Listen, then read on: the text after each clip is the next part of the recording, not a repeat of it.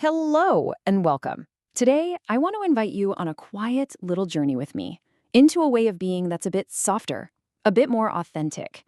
We're going to gently explore what it really means to live and love with our whole hearts, based on the beautiful work of Dr. Brené Brown. Just let that sink in for a moment.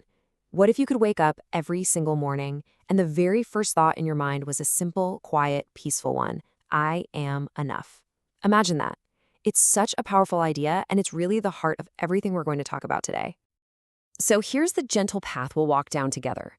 First, we'll get a feel for what it even means to live with your whole heart. Then we'll talk about the quiet courage it takes to just be you. We'll touch on letting go of that need to be perfect, how to find joy and gratitude, and then a little encouragement on how you can begin your own journey. Okay, so let's dive into this first beautiful idea. What does it actually mean to be wholehearted? It's a lovely phrase, but it's more than that. It's a real practical way of showing up in our own lives. And here it is, the core idea, right from the research. Wholehearted living is not about being perfect. Not at all.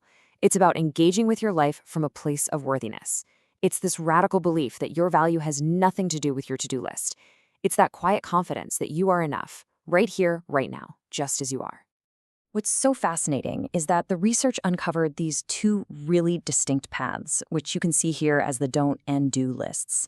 It's about shifting away from the exhaustion of trying to be perfect and toward the freedom of just being authentic, moving from numbing our feelings to actually feeling gratitude, letting go of that never enough feeling to find real joy.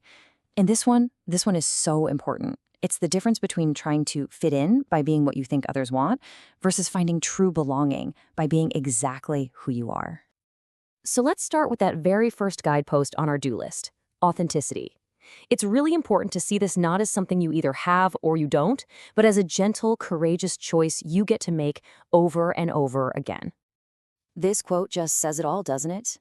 The world is always sending us these subtle and not so subtle messages about who we should be. So choosing to be who we actually are, well, that's a quiet, daily act of bravery. It's a gentle battle, for sure, but a battle nonetheless. And that's the key, right there. Authenticity is a practice. It's this daily, conscious process of gently letting go of all those expectations and instead turning inward and just embracing the person you find there.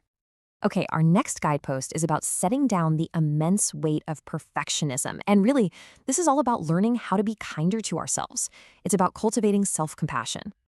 What a powerful image. We carry this heavy, heavy shield around, thinking it's protecting us, but it's so heavy that it's actually keeping us from taking flight. It stops us from being vulnerable, from trying new things, from really living, all because we're so terrified of not doing it perfectly. You can almost hear the difference in our own heads, can't you? That voice of perfectionism is so harsh. It says things like, I'm ashamed of this. I have to be different to be worthy. It's all about what other people think. But healthy striving, it sounds so different. It sounds like, I want this for me. I want to feel better. It's a shift from proving your worth to simply improving your well-being. So the antidote to all that perfectionism is self-compassion. And it's built on these three gentle pillars. First, self-kindness instead of self-criticism. Second, remembering that we're all human and we all struggle. We're not alone in this. And third, mindfulness, just noticing our feelings without letting them take over. It's like creating a soft place to land when we stumble. Our next guidepost is about letting go of scarcity, that nagging feeling of never enough. And the most powerful way to do that is by cultivating gratitude and joy. It really starts with understanding that they aren't exactly the same thing. It's a really good question to just pause and think about. We tend to use these words as if they mean the same thing, but the people who were living these wholehearted lives, they saw a very clear difference. And honestly, understanding it can change so much. See, happiness is amazing, but it's often tied to what's happening around us. It can come and go. Joy, on the other hand, is deeper. It's something we can cultivate from the inside through practices like gratitude. It's like a quiet light inside us that can stay on, even when things outside aren't perfect.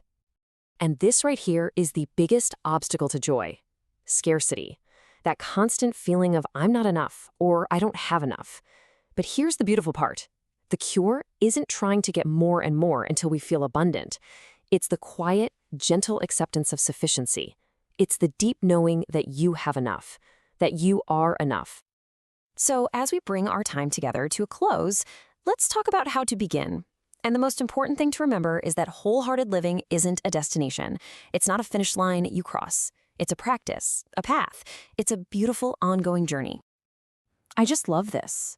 In a world that so often wants us to feel like we're not enough, choosing to believe that you are is a quiet revolution. It's a gentle but incredibly powerful act of defiance. Please hold on to this idea. This is not about adding more things to do or finding a new way to be perfect. This is soul work. It's about the direction you're facing, not how fast you're going. It's all about being gentle with yourself as you walk the path. And so that brings us right here to this final, gentle question. The longest journey always begins with just one step. So what is one small, gentle step you can take on your journey today? Maybe it's just a moment of kindness to yourself, or taking one deep breath of gratitude.